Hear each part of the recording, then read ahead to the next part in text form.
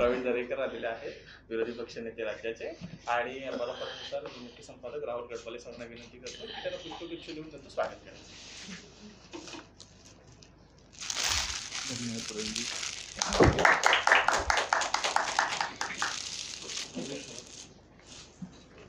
प्रवीणजी, हां, सध्या सगळीकडे अस्मितेचं आणि राजकारणात सगळं, आणि कालच तुमचे प्रिय मित्र संजय राऊत म्हणाले की आम्ही अस्मितेसाठी गुंडगिरी करायलाही तयार आहोत, अस्मितेसाठी आम्ही गुंड आहोत.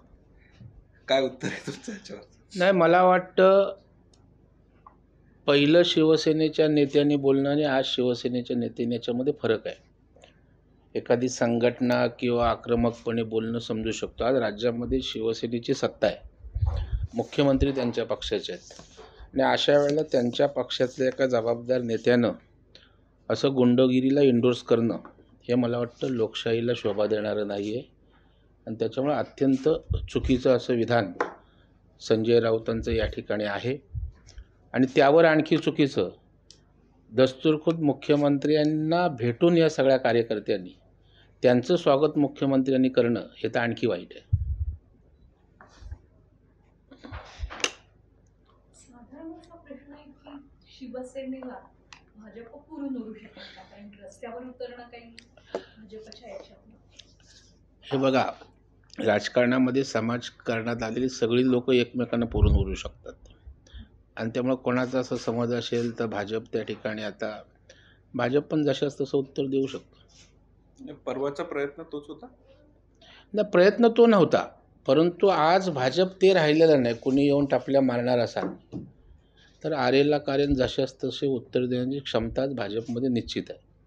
जरी भाजपचा तो DNA नसेल, पिंड नसेल, पण म्हणून भाजपला कोण कमी लेखणार असेल तर तसं चालणार नाही, होणार नाही. भाजप याच ताकदीनं या ठिकाणी ग्राउंडवर आहे. हेच सेम हे करताना तुम्ही शिवसेनेशी फार जवळून तुमचा पण नातं राहिलेलं आहे. शिवसेनेशी शिवसेना जी पूर्वीची होती, म्हणजे शिवसेनेचा हा DNA होता नेमका, आणि असे विषय घेऊन रस्त्यावर उतरणं, रस्त्यावर हे करणं किंवा तशा स्वरूपाचा स्वभाव असलेला एक बेस होता शिवसेनेचा. त्या शिवसेनेला दादर सारख्या ठिकाणी शिवसेना भवनात अशा शिवसेनेची ताकद कुठेतरी कमी होते असं वाटतं? नाही, प्रश्न शिवसेनेच्या ताकदीचा नाही, शिवसेनेचा बाजच पूर्णपणे बदलला आहे. कारण मी त्या पक्षामधनंच माझी सगळं सुरुवातच तिथून झालेली आहे. आणि मी 2-3 गोष्टीचं ऑब्झर्वेशन करतो आहे एक राजकारणातला कार्यकर्ता म्हणून, की शिवसेनेचं स्पिरिटच मेलं आहे. शिवसेनेची स्पिरिट ही ताकद होती, स्पिरिच्युअल कार्यकर्ता ही शिवसेनेची ताकद होती. तुम्ही सत्ता आल्यापासून किंवा महाविकास आघाडीच्या सरकारमध्ये सहभागी झाल्यानंतर ते स्पिरिट तुम्हाला रस्त्यावर दिसते का? बघा, कोविडमध्ये शिवसैनिक रस्त्यावर कुठे धावपळ करताना दिसले, निसर्ग वादळ कोकणात झाले दिसले, अवकाळी झाले दिसले. कुठल्याही ठिकाणी पहिला एखादा तौक्ते वादळ झालं, पत्रे नेणारे टेम्पो पहिले शाखाशाखातनं निघायचे, कपडे घेऊन कार्यकर्ते निघायचे. आज एकही शाखा प्रमुख, एकही नगरसेवक, एकही कार्यकर्ता या सोशल ॲक्टिव्हिटीमध्ये दिसत नाही. हे शिवसेनेसाठी चिंतनाची गोष्ट आहे. ही ताकद होती, सामाजिक बांधिलकी हे त्यांचं स्पिरिट होतं, ते दुर्दैवानं आज कुठं दिसत नाही. आणि त्यावेळेला दादागिरी, गुंडगिरी किंवा आक्रमकपणा हा विषयासाठी होता, इश्यूसाठी होता, चळवळीसाठी होता, आणि कोणा लोकांच्या इंटरेस्टसाठी होता, आणि त्याच्यामुळे ते चालून गेलं. आता इश्यू बेस लढाईच राहिलेली नाही आज. त्याने ते इश्यूज स्वतःचे सोडून दिलेत. हिंदुत्व गेलं, मराठी अस्मिता गेली. आता अस्मितेंचा ते ढोल पिटवायचा प्रयत्न करतात, पण अस्मितेविषयी अटॅचमेंट राहिलेली नाही आहे. कारण आपण बघाल आता हिंदुत्वाच्या भूमिका त्यांच्या बघा, राम मंदिराच्या बाबतीतच्या भूमिका बघा, आलेली वक्तव्य बघा. बाळासाहेबांना हिंदू हृदय सम्राट म्हणतात, जनाब बाळासाहेब बोलायला लागले. हे मग बारीक बारीक गोष्टीतनं त्यांचं बदलतं स्वरूप, सत्ताच त्यांना मोठी वाटायला लागली की काय, त्याच्यामुळे मूळ त्यांची विचारधारा, मूळ प्रवाह विस्कटलेला दिसतोय.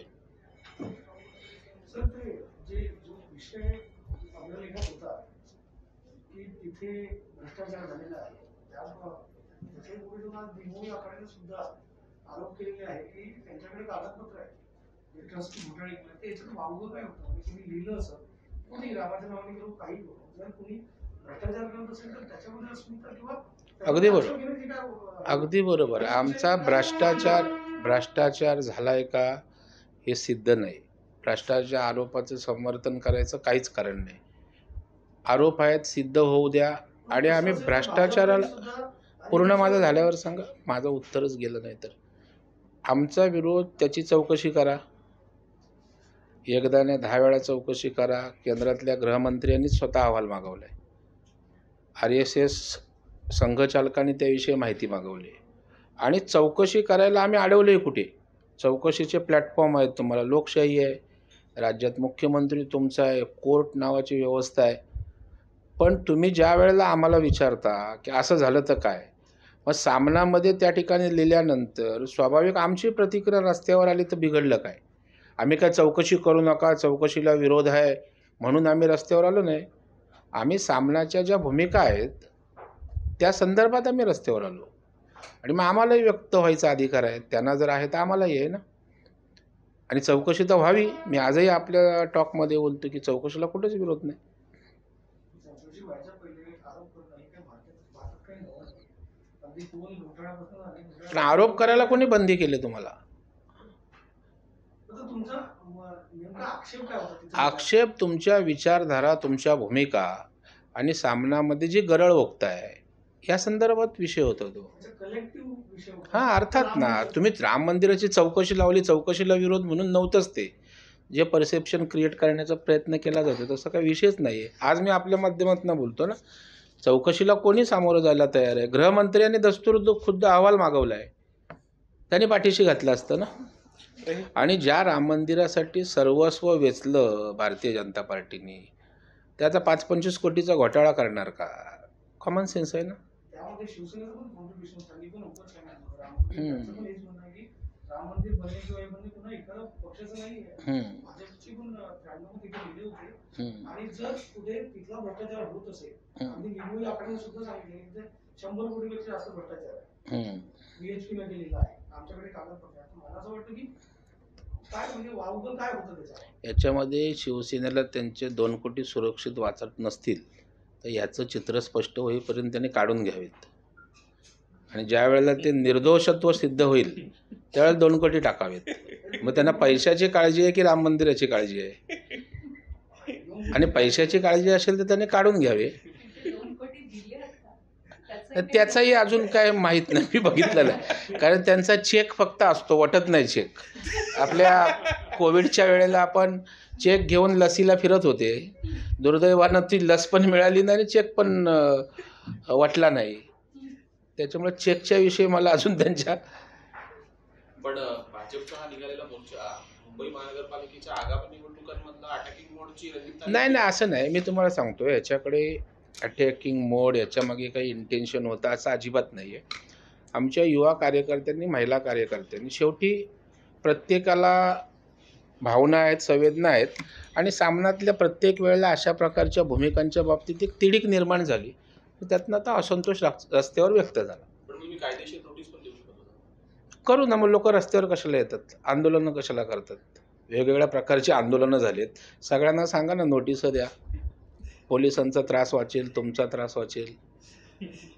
काय म्हणजे नोटीसने कायद्यावर एवढाच विश्वास असता आणि कायद्यानेच लोकशाहीनं अधिकार दिलाय ना रस्त्यावर उतरायचा, आंदोलनं करायचा, अभिव्यक्त व्हायचा. मग लोकशाही जिवंत राहिली पाहिजे तर ही आंदोलनं झाली पाहिजेत.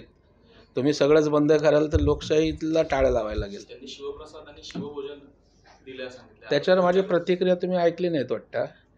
त्यांना मी सांगितलं शिवभोजन, शिवथाळी ओके आहे. तुमचे 2 शिवसैनिक जेलमध्ये आहेत, एक वाझे आणि आता प्रदीप शर्मा. तर त्यांना शिवथाळीनं आतमध्ये भत्ता मिळतो, जो भत्ता देतात जेलर, तो नीट मिळेल याची व्यवस्था करा. त्यांना भत्त्याची व्यवस्था करा. आणि शिवथाळी द्यायला काय बाकीच्यांनी काय बांगड्या भरलेत का? तुम्हाला काय पेटंट दिलं आहे का? DNA आहे का? तुम्ही आरे केलं तर कार्य करणारे या पृथ्वी तळावर कोण नाही का?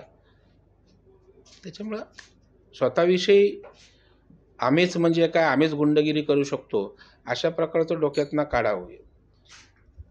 साधी मुंगी आहे त्याच्यावर पाय पडलं ती पण पिसळून उठते. त्याच्यामुळे तुम्ही दादागिरी कराल, गुंडगिरी कराल आणि दाबू कोणाला, तर लोक राहिलेले नाहीत. आणि जिथे जिथे गुंडगिरी, दादागिरी होते लोक रिॲक्ट होतात. तुम्ही खूप महत्त्वाचा विषय स्पर्श केला. परमवीर सिंग, त्याबद्दल झालेल्या आठवण, प्रदीप शर्मा, हे सगळं प्रकरण कुठपर्यंत झालं आणि प्रदीप शर्मांना नक्की उशिरा अटक आहे? एक लक्षात ठेवा, प्रदीप शर्मांकडं संशयाची सुई होतीच. कारण वाजे जे होते त्यांचा गॉडफादरच प्रदीप शर्मा होता.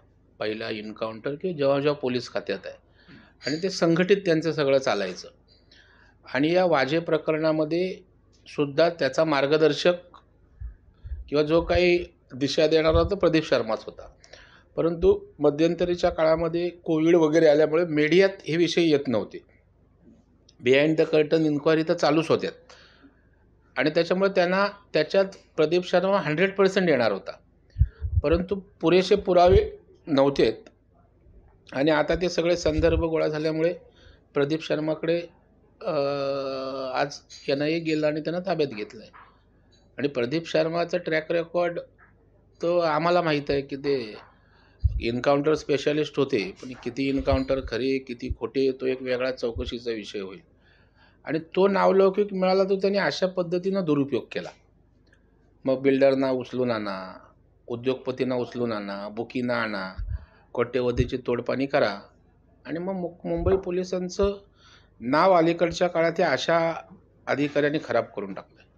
म्हणजे मुंबई पोलीस एक आपली प्रतिमा वैभवशाली परंपरा होती, ती मातीत घातली अशा प्रकारच्या वाजे प्रदीप शर्मासारख्या अधिकाऱ्यांनी. पण हे पॉलिटिकली ड्रिव्हन होतं, कोणावर थेट नेमका निशाणा आहे तुमचा? आपण एक सांगा मला, कुठल्याही एका साध्या अधिकाऱ्याची एवढी हिंमत होऊ शकते का? उद्या तुमचा पेपर आहे, तुम्ही संपादक आहात, एखाद्या रिपोर्टरनी स्टाफ रिपोर्टरनी ठरवली हेडलाईन करून एखाद्या विषयाची, तर ते होऊ शकत नाही. त्याला अथॉरिटी असतात, किंवा संपादकाचा आशीर्वाद आहे, चला मी काही बातमी छापली चालून जाईल, एक सिस्टीम असते ना. आता PI दर्जाच्या अधिकारीचा जीव केवढा, वाजे API, ह्या PI, त्यांच्या मर्यादा किती सांगा ना मला. मग वर कोणाचा तरी हात असल्याशिवाय अशा गोष्टी होऊच शकत नाहीत ना.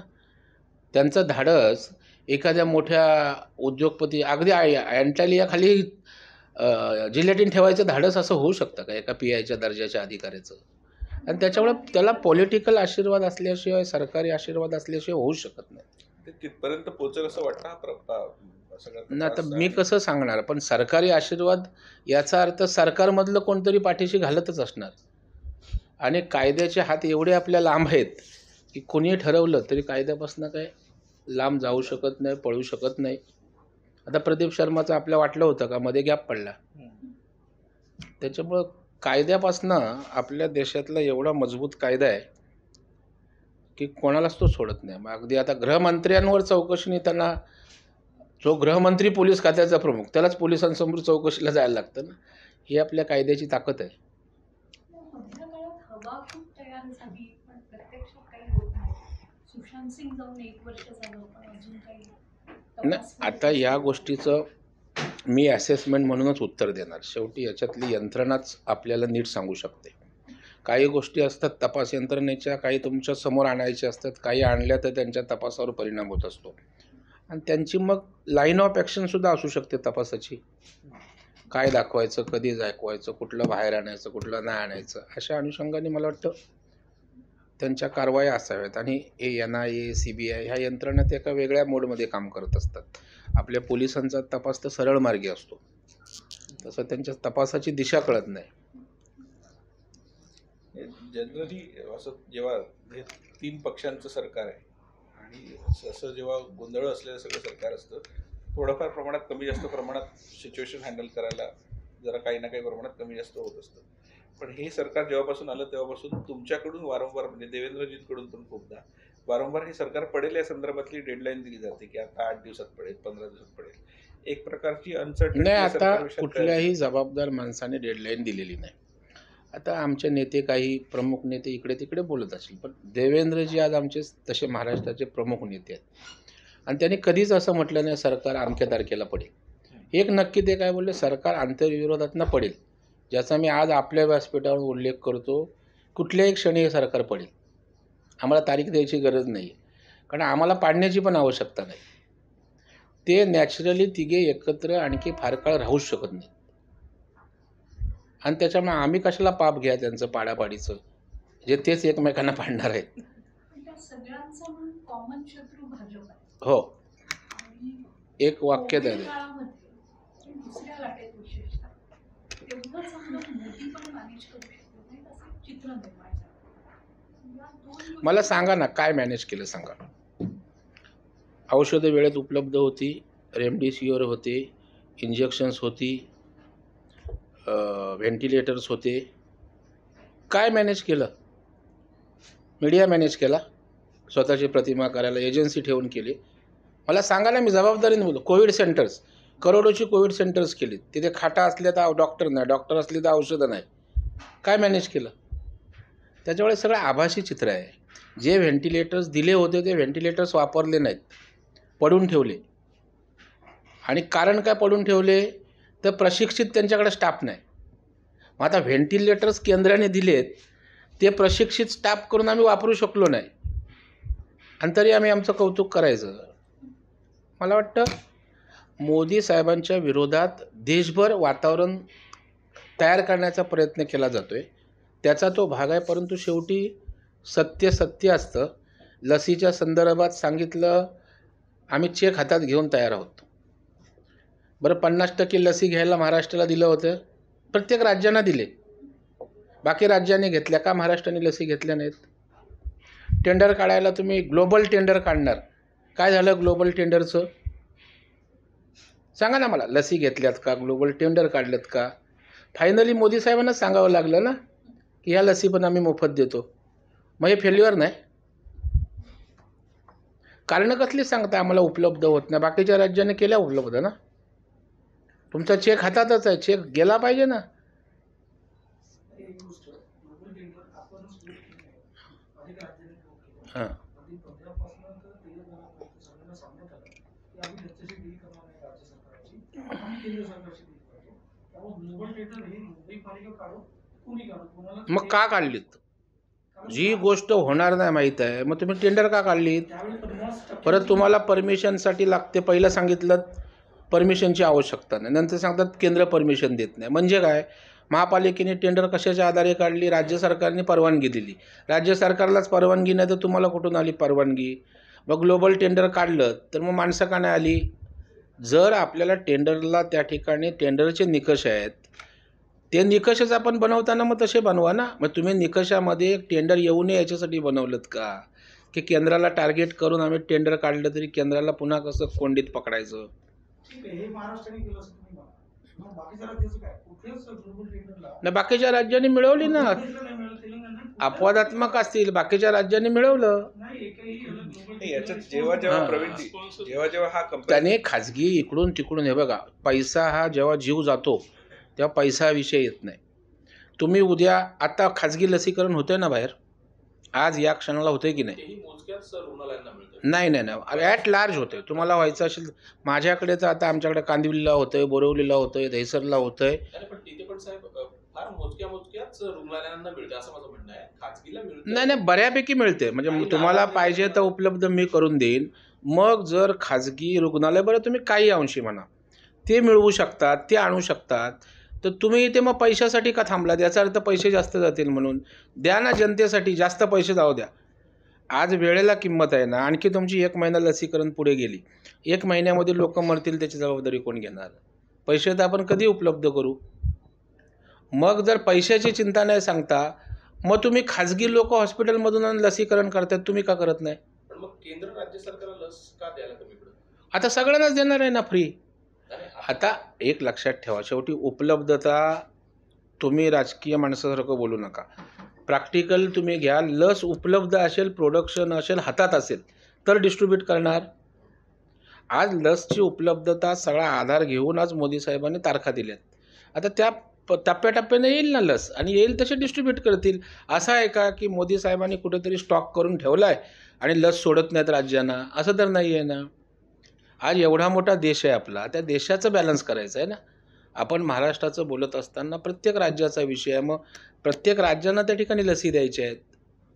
मग त्याची उपलब्धता कुठून कशी मिळवायची, आणि हे सगळं गणित जमल्यावर देणार ना. आम्हाला काय फक्त लस आली नाही, गेली नाही, केंद्रावर ढकलायचं. पण आपण पण, तुम्हाला जसा प्रॉब्लेम आहे तसे केंद्राला प्रॉब्लेम नाहीत का?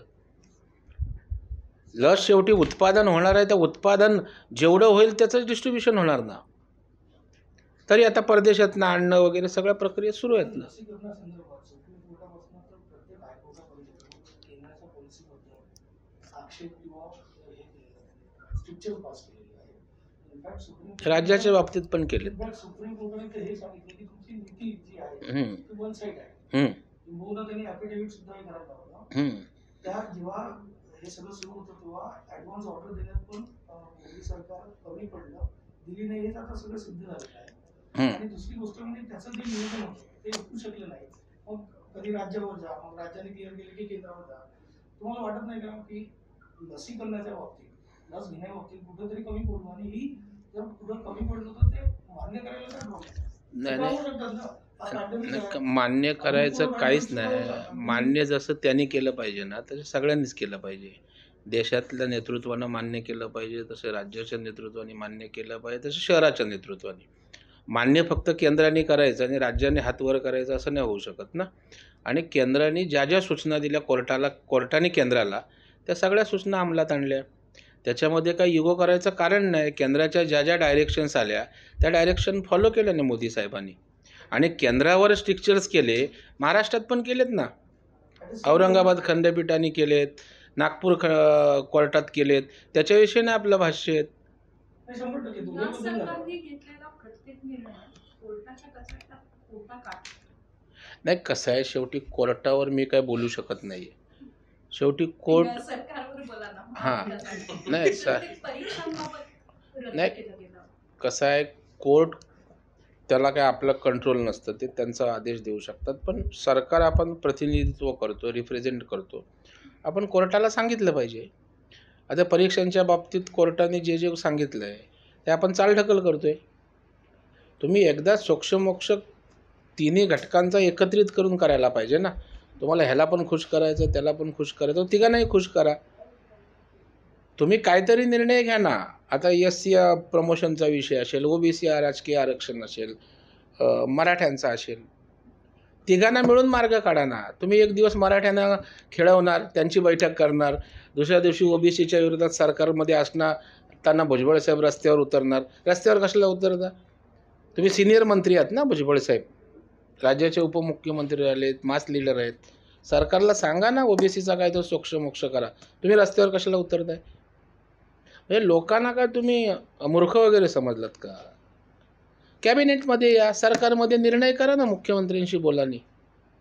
दुसरा एक प्रश्न असा आहे की जेव्हा डेलिगेशन गेलं केंद्रात, साधारणतः असं डेलिगेशन ऑल पार्टी असू शकतं. तुम्हाला आणि देवेंद्रजींना या शिष्टमंडळाचं आमंत्रणच आलं नाही की तुम्ही लोक येता? आता त्यांना आमचा टोकाचा तिरस्कार आहे. त्यांची आयडिओलॉजीच तिरस्कारायची आहे. त्याच्यामुळे पहिल्या दिवसापासून आजपर्यंत या सगळ्या विषयात कधीच आम्हाला बोलवलं, एकच फक्त बैठक झाली. आणि याच्या उलटं नेमकं देवेंद्रजी ज्यावेळेला मुख्यमंत्री होते तर मी साक्षीदार आहे. आम्ही नागपूरवरनं अधिवेशन चालू असताना दोन्ही विरोधी पक्षनेत्यांना घेऊन साखरेच्या विषयावर गेलो होतो. त्यानंतर आणखी 2-3 विषय घेऊन गेलो. विरोधी पक्षनेत्यांना घेऊन जेव्हा एखादं संकट आणि मोठ्या राज्याचा विषय असतो व्हायचं, परंतु ह्यांना आता काय आम्हाला टाळायचंच आहे, अवमानित करायचं आहे, किंवा किंमत द्यायची नाही. नाही तर मराठा आरक्षणाच्या बाबतीत सगळं हातात नाही गेल्यावर देवेंद्रजींना बोलवतात. त्यामुळे तुम्हाला चर्चा करणं कमीपणाचं वाटत असेल तर सांगितलं तर का होतं? OBC राजकीय आरक्षणाबाबतही affidavit केलं गेलं. कोर्टात व्यवस्थित बाजू मांडली गेली नाही सर्वोच्च न्यायालयात, असं तुम्ही लोकही म्हणता. तर सरकारला फोकस कळत नाही की काय? नाही, तुम्ही मला सांगा, सुप्रीम कोर्टामध्ये ज्या गोष्टी झाल्यात त्या प्रत्येक स्टेपला बघा ना सरकारचा निष्काळजीपणा. उलट स्टे मागायचं कारणच नव्हतं. पहिलं खंडपीठाकडे वर्ग करा सांगायचं ना, विषय झाला नसता. नंतर ज्या वेळेला जे 3 जजनी निर्णय दिला, ते 5 जणांचं खंडपीठ केलं, त्याच्यात 3 जण हे त्यावेळेला ऑब्जेक्शन घेतलं पाहिजे होतं ना, की तुम्ही 3 जणांनी निर्णय दिला आहे, 5आत हे तिघे बोलतील का आमचा निर्णय चुकीचा आहे? स्वाभाविक आहे ना. मग त्या स्टेपवर चुकलं. 1600 पानाचं आपल्याला हे ट्रान्सलेशन द्यायचं होतं. ह्याच्यात काय मोठी टेक्नॉलॉजी आहे? ज्याच्यामुळं त्यांना वाटलं वन साईडेड या लोकांनी आयोगाने काम केलं. ज्या 1600 पानामध्ये बाबा बाकीच्यांची पण मतं घेतली होती. वकील उपस्थित न राहणं, दस्तऐवज न पुरवणं, या ज्या गोष्टी झाल्या त्या झाल्याच ना. बरं, देवेंद्रजींनी दिलेलं आरक्षण हायकोर्टात टिकलं. सुप्रीम कोर्टाने रद्द करण्याचं फेटाळून लावलं. याचा अर्थ त्यांनी दिलेलं आरक्षण अबाधित होतं. देवेंद्र फडणवीस साहेबांनी दिलेलं आरक्षण हायकोर्टात टिकलं की नाही, सुप्रीम कोर्टात गेलं, त्यांनी सांगितलं, फेटाळून लावलं. याचा अर्थ त्यांनी दिलेलं संरक्षित झालं होतं.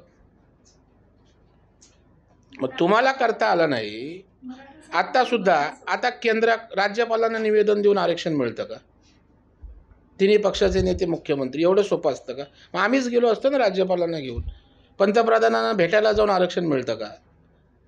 तर जी प्रोसेस चुकले, मागासवर्गीय आयोग गठीत करा, त्याच्यामध्ये ज्या आता त्रुटी दाखवल्यात की तुमचा सगळ्यांचा व्ह्यू घ्या, आणखी जास्त तपास करा, आणखी मागासले पण प्रूव्ह होत नाही, जी कारणं सांगितली ती कारणं वाईपआउट करायला पाहिजे ना. मग तो मागासवर्गीय आयोग विधिमंडळ, कॅबिनेट म्हटून राज्यपाल करून केंद्रीय मागासवर्गीय आयोगाकडे जाईल. तुम्ही जी ड्यू प्रोसेस आहे ती करणार नाही आणि वन विंडो कराल. राज्यपालाला निवेदन आरक्षण द्या, पंतप्रधानांना भेट आरक्षण द्या. एवढं जर सोपं असतं तर एवढे लढे रस्त्यावर, एवढी प्रक्रिया, कौन्सिल, बैठका कशासाठी?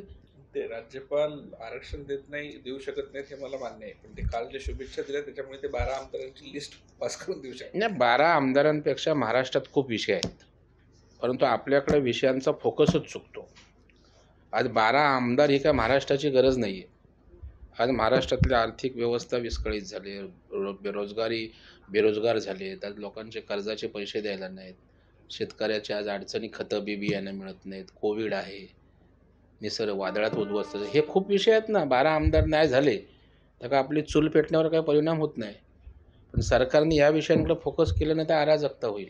परंतु आमची प्रायोरिटी 12 आमदारांची आहे, कोट्यावधी जनतेची नाही आहे. कॉन्स्टिट्यूशनल प्रोसेस, प्रत्येक नागरिकाला जगण्याचा अधिकार ही सरकारची जबाबदारी आहे. हो, नाही ना होणार, नाही थांबला ना प्रोसेस. मग प्रोसेस थांबवली कोणी?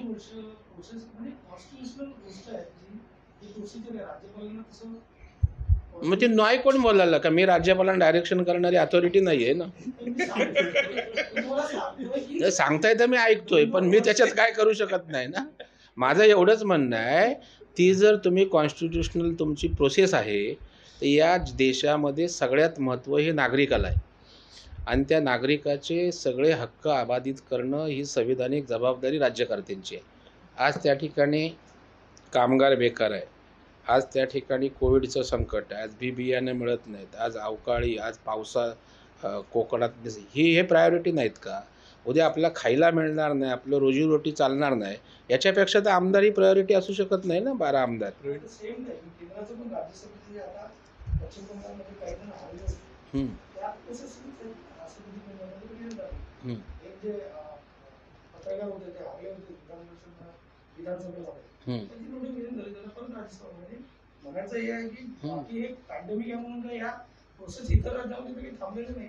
लिहा, याच्यावर आवाज उठवा तुम्ही. एक बेसिक असं आहे की जसं जेव्हा तुम्ही म्हणता की राज्यकर्त्यांची जबाबदारी आहे लोकांना सांभाळण्याची, मान्य आहे, तसंच केंद्राची पण जबाबदारी होती. काही गोष्टींवर क्लॅरिफिकेशन पण केंद्राकडून येणं त्या विषयात हवं. जसं लोकांना रोजगार देणं ही राज्य सरकारची पण जबाबदारी आहे, केंद्राची पण जबाबदारी, कलेक्टिव्ह तुमची रिस्पॉन्सिबिलिटी असते आणि सगळ्यांनी ती घेतली पाहिजे. ज्या पद्धतीने त्या गंगेच्या किनाऱ्यावर झालेले मृतदेह आपण बघितले, खूप गोष्टी अशा आहेत की ज्या अजूनही वाटतात की त्याच्यावर काहीतरी क्लॅरिफिकेशन यायला पाहिजे होतं. आणि तिथे कुठेतरी इव्हन तुम्ही बघा की लोकांचं, आपण म्हणतो की लोक व्यक्त होतात, रस्त्यावर येतात. म्हणजे मोदीजींसारखा नेता की ज्यांचं ऐकायसाठी लोक टी व्ही समोर येऊन बसायचे, आज त्यांनी रेडिओवरून केलेल्या भाषणांना डिसलाईक्स इतक्या जास्त प्रमाणात येतात. लोकांमध्ये याबद्दलचा रोष आणि मोदीजींबद्दलचं एक जे मत आहे ते परिवर्तन व्हायला सुरुवात झाली असं नाही वाटत? अजिबात मला वाटत नाही. आणि या सगळ्या गोष्टींची उत्तरं तुम्हाला नजीकच्या काळात मिळतील. आता पॅन्डेमिक सिच्युएशन आहे, त्याच्यामुळे संकटं एवढी आहेत की तिथे मोदी साहेब असतील काय आणि राज्यात मुख्यमंत्री असतील काय, ती व्यवस्था त्या ठिकाणी हतबल होतेच, कारण अचानक आलेलं संकट त्या ठिकाणी. आणि मला अजिबात वाटत नाही की मोदींची लोकप्रियता त्या ठिकाणी कमी झाली होईल, कारण अत्यंत प्रामाणिकपणे मोदी साहेब देशासाठी काम करतात, हे देशातल्या जनतेला माहीत आहे. आता डिसलाईक, या डिसलाईकच्या आता तुम्ही तर आरोप समजा किंवा काय ठराविक कंपू एजन्सी आहेत त्या उद्या ठेवल्यात की ते ॲट अ टाईम केबिनमध्ये बसून लाईक डिसलाईक होतं, त्याच्यामुळे त्याच्यावर आपण जर गेस करणार असू तर तसं काही नसतं आहे.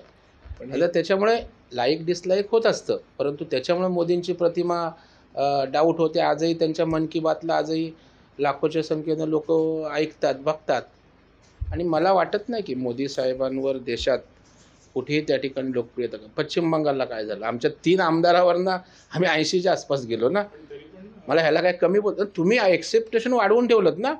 आमची सत्ता येईल या लेवलला चर्चा झाली, वातावरण झालं, पण 3 वरनं आम्ही 80वर गेलो, त्याचा अप्रूप नाही कोणालाच. तुम्ही जे काय बोलता त्याच्यावर आमचा इतका विश्वास आहे की आम्ही पण 200 येणार बाकी. आता तुम्ही जरा आमच्यावर विश्वास कमी ठेवा.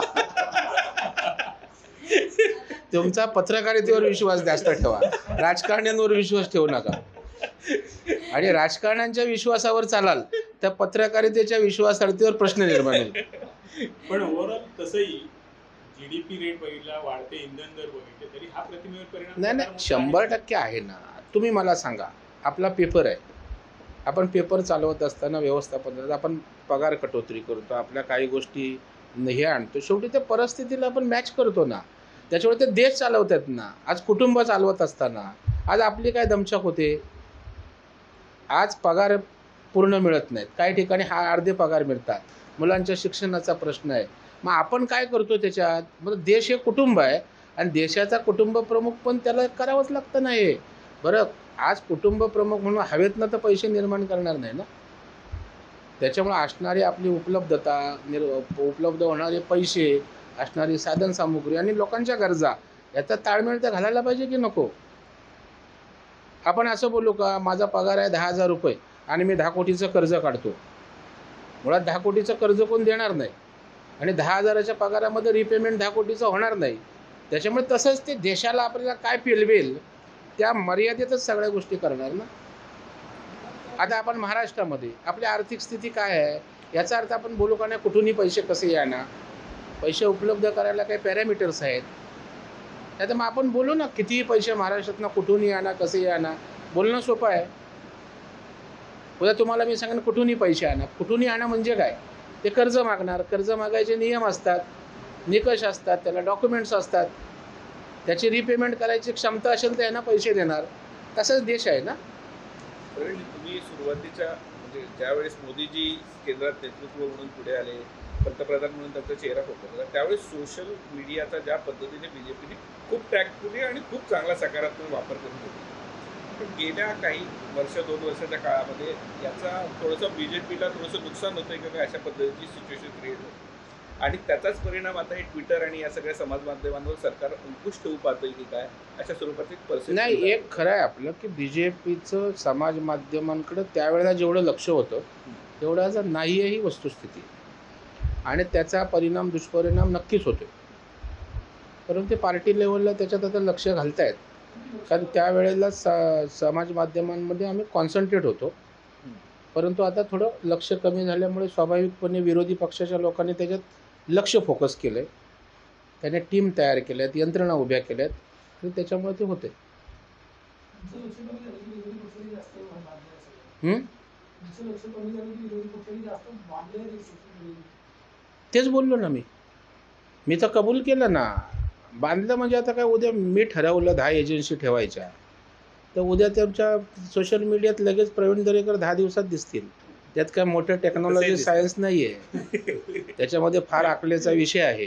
आता बाजारात एवढ्या एजन्सीज आहेत की सोशल मीडिया आता काय करतो माहीत नसतं आपल्याला, पण आपली टीम असते ती करत असते. तुमचा हा सगळा म्हणजे मुंबई हा कोर एरिया आहे, पण आता मग मुंबई पालिकेच्या विषयी काय काय तयारी झाली आता. म्हणजे आज जसं आम्ही एक म्हटलं की शिवसेना आणि राष्ट्रवादी कदाचित एकत्र येण्याची शक्यता आहे, तर तुमची काय काय. तर राष्ट्रवादीचं मुंबईचं काय अस्तित्वच नाही आहे ना राष्ट्रवादी. ते आहे सर. आणि आज मुंबईमध्ये आज शिवसेनेला पर्यायी फक्त भारतीय जनता पार्टी आहे आणि भारतीय जनता पार्टीच्या कार्यकर्त्यांनी या संकट काळात प्रचंड काम केलं. म्हणजे कधी काळी शिवसेनेची मक्तेदारी किंबहुना एक त्यांचं पेटंट होतं, काय झालं की धावून जाणारा कार्यकर्ता कोणतं शिवसेनेचा. ते या कोरोनाच्या संकट काळात आपण माहिती घ्या, मी जबाबदारी देतोय, त्या संकट काळात भारतीय जनता पार्टीचे कार्यकर्ते जेवढे रस्त्यावर उतरले होते त्यांना अन्नधान्य द्या, त्यांना भाजीपाला द्या, त्यांना ॲडमिट करा किंवा जे काय मेडिकल क्षेत्रात काम केलं ते अभूतपूर्व केलं आहे. आणि जनमानसामध्ये भारतीय जनता पार्टीची त्यामुळे सोशल अटॅचमेंट मुंबईत खालपर्यंत गेलेली आहे, अगदी घराघरापर्यंत. दुसरं, मुंबईचे जे प्रकल्प रखडले होते मेट्रोचे वगैरे, देवेंद्रजींनी त्याला एका टप्प्यापर्यंत आणून ठेवले होते. आता आपण ती मेट्रो चाचणीचं उद्घाटन केलं, पण चाचणी झाल्यावरती चालूच नाही झाली मेट्रो. लोकांना वाटलं त्या दिवशी चालू होईल, दुसऱ्या दिवशी तिथे आले तर बोलले चाचणी होती. त्याच्यामुळे मुंबईकर त्रासले आहेत. आज वाहतुकीचा प्रश्न आहे, 2-2, 3-3 तास आता लागतात. आणि त्याच्यामुळे आणि 25 वर्ष सलग शिवसेनेकडे सत्ता आहे. आता खड्डे किंवा पाणी तुंबतं हे आजच होत नाही ना, गेल्या वर्षी झालं, त्याच्या अगोदर झालं. मग जर हिंदमाताला पाणी तुंबतं हे 25 वर्ष मला माहीत आहे, तरी आज पाणी तुंबतं आहे, म्हणजे याचा अर्थ आम्ही त्याच्यावर उपाय करू शकलो नाही. आणि आता या वेळेला तर गांधी मार्केट, तिथे कधीच पाणी तुंबत नव्हतं. ते मानव समाज तिथे का तुंबलं? अरे पाणी तुंबणं हा तेवढ्यापुरता विषय नाही, त्यावेळेला लोकांच्या सगळ्या जीवनमानावर परिणाम होतो. त्या दिवशी मी गेलो होतो, आपण पाहिलं असेल. मी गेलो नसतं तर ती बस काढली नसती तर लोक पहाटेपर्यंत राहिली असती. इकडे कल्याण, डोंबिवली इकडे येणारे लोक चालत होती. मी छातीभर पाण्यातनं मी जाऊन आता ह्यांचा डिझास्टर, तिथे वार्ड ऑफिसर उभा होता, 2 तास क्रेन नाही आणली. कारण ती एक बस काढली असती तर हिंदमाता टू गांधी मार्केट सगळं गेलं असतं. आमचं डिझास्टर सक्षम आहे आणि आम्ही एक क्रेन देऊ शकत नाही. बरं, नंतर क्रेन माझ्या दबावाने आणली, ती जीप आणली. आता जीप कुठे बसला ओढू शकते का? माझ्या समाधानासाठी आणली, ती गेली. मग मी ट्रॅफिक कंट्रोलला कळवलं, मग मोठी क्रेन आली आणि ती एस टी मग आम्ही धक्का मारून काढली आणि वाहतूक सुरळीत झाली. आता हे काम मी तिथं उभं राहून केलं. मग तुमचं डिझास्टर कुठे गेलं, तुमचे अधिकारी कुठे गेले? अशा परिस्थितीत मुंबईत मी फिरत असताना एकाही ठिकाणी शिवसेनेचा शाखा प्रमुख दिसला नाही, नगरसेवक दिसला नाही, कार्यकर्ता दिसला. जे त्यांची अथॉरिटी होती. असं झालं की पहिलं पाण्यात आम्ही उतरलेलो आहे. मी शिवसेनेत असताना मी अगदी रस्सी लावून गोरेगावला त्या ठिकाणी आम्ही गाड्या काढल्यात. ते स्पिरिट होतं ना, ते दुर्दैवानं आज दिसत नाही आणि त्याची किंमत शिवसेनेला खूप मोजावी लागते. नाही, सत्तेच्या याच्यामध्ये मूळ विषयाकडे दुर्लक्ष झालं, संघटनेकडं. सत्तेत गेल्यामुळे त्यातच 3 पक्षाची सत्ता, त्याच्यामुळे उद्धवजी त्या सत्तेतच वेळ गेला त्यांचा. आणि जो मूळ संघटनेचं जे आहे ते ऑर्गनायझेशन चालवणं, टिकवणं, त्यांना प्रोग्राम देणं, आणि हे मी फार बारकाईनं निरीक्षण करून बोलते, हे दिसत नाही. आणि शिवसेना ही सामाजिक बांधिलकीवर उभा राहिलेला पक्ष आहे. दुसरा महत्वाचा प्रश्न असा आहे की साधारण मराठी मत एकगठ्ठा शिवसेनेकडे जातात. केवळ त्या आधारावर आणि कंगना राणावत सारख्या लोकांनी जे पाक ऑक्युपाईड वगैरे केलं, मराठी मत कन्सॉलिडेट होईल का शिवसेनेसाठी? आम्ही कोण आहोत? भारतीय जनता पार्टीचे 105 आमदार कोण आहेत? मराठीच आहेत ना. 82 नगरसेवक मुंबईतले कोण आहेत? मराठीच आहेत ना. खासदार कोण आहेत? मराठीच आहेत ना. म्हणजे मराठी असं काही कोणाची ठेकेदारी नाही ना. अरे मराठी मतदार MIMला पण मतं करतात. सांगा मला, तो औरंगाबादचा खासदार आला, तो फक्त मुस्लिम 100% 100पैकी 100 मुस्लिम मतदार आहेत. त्याच्यामुळे मराठी मतदार हा आता कोणाचा राहिलेला नाही. तसं कधी काळी मराठी अस्मिता होती, नोकऱ्यांचे विषय होते, त्या काळची ती गरज होती आणि बाळासाहेबांनी ते उभं केलं तेव्हा मोठ्या प्रमाणावर आपण दिलं. पण आता ते सगळे विषय आता सगळेच पक्ष घेतात ना. मुंबईत तुम्ही मनसेला सोबत घेणार का? तर माझ्या अखत्यारीतला विषय. उद्धवजींच्या एकंदरीत कार्यपद्धतीबद्दल तुमचं काय आहे? नाही, उद्धवजी माणूस म्हणून चांगले आहेत, व्यक्ती म्हणून. मुख्यमंत्री म्हणून त्यांची 3 पक्ष सांभाळताना तारांबळ दिसते मला. आणि परत त्या ठाकरे असल्यामुळे आणखी प्रॉब्लेम आहे. कारण शेवटी सरकार चालवत असताना फ्लेक्झिबल होऊन निर्णय घ्यावे लागतात. परंतु त्यांचा ठाकरे बाणा असल्यामुळे मोडलं तरी तुटलं तरी चालेल, पण अशामुळे काही निर्णय होत नाहीत. आणि व्यक्ती म्हणून मी तर त्यांच्या संस्काराखाली बाळासाहेबांच्या वाढलेलं आहे. ठाकरे फॅमिलीविषयी मला आदरच आहे. परंतु मुख्यमंत्री म्हणून ज्या पद्धतीनं महाराष्ट्रात जायला पाहिजे वर्ष 150, अर्थात कोरोना पण आला, तरी पण शेवटी संकट आहेच, त्यातनं मार्ग काढायला पाहिजे. मग एक तर त्यांना सुचून देत नसतील हे दोन पक्ष. नवी मुंबई विमानतळाच्या बाबतीत त्यांनी जी भूमिका घेतली बाळासाहेब ठाकरेंचं नाव त्या भूमिकेबद्दल कसं म्हणाल? कारण प्रकल्पग्रस्तांची भूमिका वेगळी. मग खरं म्हणजे बाळासाहेबांचीच नामकरणांना विरोध होता बाळासाहेबांचा, हे नावं बिव ठेवायला. स्वतः बाळासाहेब नामकरण नावांच्या बाबतीत तुम्हाला पॉलिसी भूमिकाच बघाल की नावं ह्याला ठेवा त्याला ठेवा, आणि आज त्यांच्याच नावावरनं वादविवाद होतोय. आणि त्याच्यामुळे मला वाटतं स्थानिक लोकांचा, भूमिपुत्रांचा दिवा पाटलांच्या बाबतीत आग्रह आहे. आणि जेव्हा स्थानिक लोक आग्रह करतात, त्या नेत्यांनी स्थानिकांसाठी केलं आहे. अरे बाळासाहेब तर देशात मोठे नेते आहेत ना, राज्यात मोठे नेते आहेत. आणि मग एखाद्या छोट्या विभागाचा विषय असेल आणि तिथल्या स्थानिकांची मागणी असेल, तर मला वाटतं सामोपचारानं मार्ग काढून याचा वाद व्हायला नको. कारण मराठवाड्याच्या नामांतरावरनं काय झालं महाराष्ट्रानं पाहिलं आहे. उद्या नवी मुंबईच्या विमानतळावरनं असं व्हायला नको. याच्यामधून केंद्राने अटल बिहारी वाजपेयी यांचं नाव दिलं, एक मूळ कसं, कारण की हा प्रस्ताव तिकडे तुम्ही आता 4थं नाव आणू नका आणखी. म्हणजे आपण आग विझवायला चाललोय तर तुम्ही त्या आगीत तेल ओतायचा प्रयत्न करताय. पण मग असं केंद्र नाव काय सुचवू शकेल? नाही, मला तेच तुम्हाला सांगतोय, हा वादाचा विषय होता कामा नये. बाळासाहेब पण मोठे आहेत, दिबा पाटील साहेब स्थानिकांसाठी, भूमिपुत्रांसाठी मोठे आहेत. आणि त्याच्यामुळं याच्यावरनं वादविवाद. आता आणखी JRD टाटांचं नाव द्यावं म्हणून आज काय पुढे आलं. आणखी आता कोण माझ्याबरोबर येताना ते आमचे संजय यादवराव परत काहीतरी बोलत होते, कोणाचं नाव द्यायचं? हां, मग असं मग प्रत्येकजण एक एक नाव घेऊन आला तर मग ते एंडलेस आहे ना. भाजपने बोलतो हे पण म्हटलं की बाळासाहेब ठाकरेंची नावं किती याला द्यावे, हा पण एक विषय आहे. नाही, नामकरणाच्या बाबतीत बाळासाहेबांनाच आवडत नव्हतं ॲक्च्युली. त्यामुळे त्या वास्तूच्या नामकरणावरून इतका वाद सुरू आहे, ती वास्तू अजून कशात काय. हा बघा, आता मुद्दाम मेन बोललात तुम्ही. जे अजून काही नाही, त्या आत्याबाईला मिशा असत्या तर त्याचा हो, काही म्हणजे त्या कशालाच अजून ते कधी विमानतळ उभं राहणार, हो. म्हणजे मुलगाच झाला नाही आणि बारसं करायचं असं चाललंय ते. हा, म्हणजे काहीच नाही अजून. हा. 3 टर्मिनल झाले, हो. सगळा ट्रॅफिक तिकडे गेला. नाही, आपलं तुम्हाला म्हणून मगाशी बोललो ना की आपले फोकसच चुकीचे आहेत, आपल्या प्रायोरिटीज चुकीच्या आहेत. आता इथे आपण जेवढी ताकद नामकरणावर घालवतो तेवढी ते विमानतळ गतीनं व्हावं म्हणून आम्ही मोर्चे काढू का, आंदोलनं करू का? आज जेवढी स्ट्रेंथ ताकद आम्ही या सगळ्या नामकरणावर वादविवाद आणि शक्ती खर्च करतोय, तेच ते विमानतळ निश्चित वेळेत व्हावे म्हणून का नाही आम्ही करत? म्हणून मी मगाशी बोललो तशा आपल्या प्रायोरिटीज फोकस इमोशनल झालेले आहेत. आपला डेव्हलपमेंट, प्रगती या विषयावर फोकस न होता भावनिक गोष्टी ज्या आहेत त्याच्यामध्ये नेतेपण, जनतापण आम्ही एवढे गुरफटलो आहे की मूळ विकासाचे विषय बाजूला राहतात. म्हणजे नवी मुंबई विमानतळ आहे हे या नावाच्या वादावरनं कळलं ना. काही लोकांना इथे विमानतळ होते ते पण नाही माहिती. त्याचं हस्तांतरण आता अदानीला झाल्यामुळं नाव कोणाचं आहे, सोनाली वगैरे हा, तुम्हाला काय अदानीवर आक्षेप आहे काय? नाव कोणाचं असो, अदानी येते. मग त्याने काय झालं अदानीने आलं तर?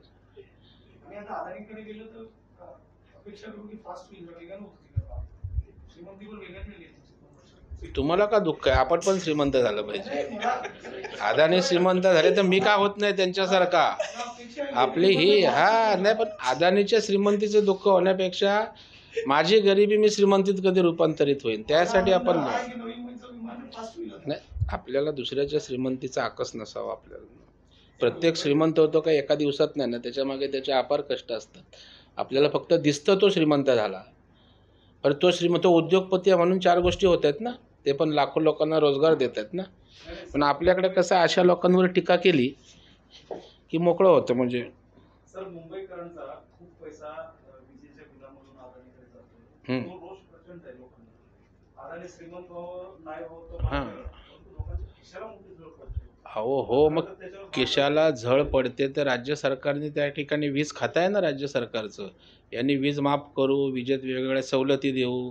त्याचं काय झालं सरकारला विचारूया ना. प्रश्न सरकारशी निगडीत आहे ना. अदानी हा एक कॉन्ट्रॅक्टर आहे, ठेकेदार आहे. उद्या वीज कंपनीचं काढून घेतील अदानीचं सरकारला वाटलं तर. यंत्रणा सरकार, अडाणी काय माझा पार्टनर नाही की अडाणीच्या हाताखाली आम्ही काम करत नाही. त्याच्यामुळे पर्टिक्युलर उद्योगपतींना टार्गेट करणं योग्य नाही, त्यांचं चुकीचं असेल. सरकार नावाची यंत्रणा आहे ना, महाविकास आघाडीचं सरकार आहे, त्याच्यामुळे सरकारने त्यांच्यावर चुकीचं असेल तर भूमिका घ्यावी. सरकारला आपण हे विचारत नाही तुम्ही वीज बिलात आमच्या मोफत देणार होतात त्याचं काय झालं. आपण सरकारला विचारत नाही, जे लायबल आहे त्यान्सर द्यायला, तो एक ठेकेदार आहे ना. त्यात काय गडबड झाली? ते काँग्रेस घोषणा करताय वीज बिल माफ करू. हो, एकाच अधिवेशनामध्ये अजितदादांनी घोषणा केली आणि समारोपाला ह्यांनी सांगितलं होणार नाही म्हणून, नितीन राऊतनी. तरी त्यामुळे ब्लेम पक्षाचं सरकार आता 1.5 वर्ष झाले टिकून आहे. त्याचं श्रेय कोणाला द्यायचं? म्हणजे 3 पक्षाला द्यायचं की भारतीय जनता पार्टीला. तुम्ही किती दिवस टिकवू? त्या भारतीय जनता पार्टीत आमची भीती आमची एवढी वाटते की ते तिघांमध्ये त्यामुळे इच्छा असो नसो घट्ट आहेत. पुढे 5 वर्ष तुम्ही अशी भीती दाखवणार? कोण आम्ही नाही भीती दाखवणार. मी तुम्हाला बोला आम्हाला गरज नाही, आम्ही आमचं काम करतोय, आमच्या प्रायोरिटीवर तो विषय नाही. आता निवडणुका आहेत. कालच तुमचे अमरावतीचे बीजेपीचे तुमचे सहकारी एक काँग्रेसमध्ये परत आले, तर हा उलटा प्रवास सुरू होतो. नाही, असं आहे बाय, राजकारणामध्ये जाणं येणे प्रक्रियाची नंतर आपल्या पेपरमध्ये नाही का, आज सकाळमध्ये तर कोण सामनात जातं, सामनाचा लोकसत्तात जातं आहे की नाही. आपल्याकडे पण ती प्रक्रिया आहे ना. तेव्हा आम्ही बोलत नाही अरे तू सकाळ सोडून कशाला गेला, बोलतो का आपण? सांगा ना, महाराष्ट्र सोडून परत सामनात का गेला. ती एक प्रत्येकाच्या आवडीनिवडी आहेत, प्रत्येकाच्या करिअर असतं, प्रत्येकाच्या गरजा असतात, आयडिओलॉजी असतं, भविष्य असतं. आता एखाद्या ठिकाणी एखादा नेता आहे, तिथे उद्या युती झाली तर काय मला सीट मिळेल का, युती नाही झाली तर मिळेल का, त्याला त्याचं करिअर त्याची सीट ही महत्त्वाची असते. मग त्याच्या सोयीचं असतो तो भूमिका घेतो. ते काय BJPला काय वाटेल त्याची आयडिओलॉजी नसते. माझं काय होतं, तुम्ही पेपर सोडून जाता तेव्हा काय आयडिओलॉजिकल जातो का? माझं करिअर, माझं भविष्य. तुम्हाला जे लागू आहे तेच की राजकीय नेते माणसं नाहीत. त्याचा उपयोग करून असे लोक फोडायचा प्रयत्न होईल का? नाही, फरक कसा काय मला पटवून द्या. इथं ideology नुसती- राजकारणी लोकांना वेगळे सगळे नियम. अरे आयडिओलॉजी पेपर प्रत्येक आयडिओलॉजीवर उभा आहे. तुम्हाला नियम नाही, त्यांचं ऐकू देता, मग ते त्यांच्याशी मला डिबेट करायचं. बोला. सत्ताची ideology काय अशी आहे का कुठली तरी? हिंदुत्वाची आहे का? सकाळची हिंदुत्ववाद्यांची आहे का? पुढारीची सेक्युलर असतो नाही ना, ideology थोडी आहे. एका तुम्ही माझी तुमच्याशी डिबेट करायची चर्चा. प्रत्येक पेपरचा एक लाईन ठरलेली आहे. सामना असेल तर सामनाचे कंटेंट काय असावे, अग्रलेख काय असावे, एक लाईन आहे. सकाळ असेल तर सकाळ ॲग्रोबेस असेल, कोऑपरेटिव्ह असेल, त्याला एक लाईन आहे. सकाळ सामनासारखं नाही लिहू शकत हिंदुत्वावर. हे सांगा ना मला. नाही तर आमच्या इकडचे लोक सामना नाही, मला हिंदुत्वाचा अग्रलेख दाखवा मला तुमचा. बोलताय ना, दाखवा ना एखादा हिंदुत्वावर अग्रलेख. राजकीय पक्षाच्या नेत्यांनी किंवा तुम्ही तुमचीच भूमिका मांडू नका. आपण प्रश्नोत्तरं करू, अर्धा तास देऊ. त्याच्यामुळे तुम्हाला लागून आणि त्याला लागून असं काही नसतं. प्रत्येक पेपरला एक त्याची लाईन असते. महाराष्ट्र टाइम्स काय तर त्याच्या बातम्या, त्याच्या अग्रलेख. मी या मुवमेंटमधला आहे. मी पुढारी असलो तरी मला प्रेसचं बऱ्यापैकी. मी एक साप्ताहिक चालवले 7 वर्ष, आणि ते मी काय चुकीचं केलं नाही म्हणून बंद करायला लागलं. जाहिराती जमा करणं. नाव काय? प्रवाह आजही माझं ॲक्रिडिशन आहे. हा, ते जाऊन ते काय ब्लॅकमेलिंग काय PWDच्या बातमी आली आहे ह्याच्या करा, त्या ब्लॅकमेल केले की ॲड दे बोलले, हे धंदे बंद करा. ते थांबवून ठेवलं ते, कारण ते चालणं प्रॅक्टिकल आणि खर्च हा मॅच होत नव्हता. तर त्याच्यामुळे प्रत्येक पेपरला, आता सम्राट पेपर आहे, सम्राट पेपर हिंदुत्वाचा अग्रलेख लिहिल. उत्तर द्या ना मला. तुम्ही बोलता सगळे सारखे आहेत. करिअर करायला कोणी जात असं करिअर नाही म्हणजे तो आपलं ते चांगलं, तो पण पेपर आहे ना, त्याला पण वाचक आहेत ना. असं कसं बोलता? पेपर छोटा मोठा, मीच मोठा, माझा पक्ष राष्ट्रीय. छोटा पेपर गल्लीतला असला पक्ष तरी तो पक्षच आहे ना. त्याच्यामुळं कोण कमी कोण जास्त ना, प्रत्येकाची एक आयडिओलॉजी भूमिका असते.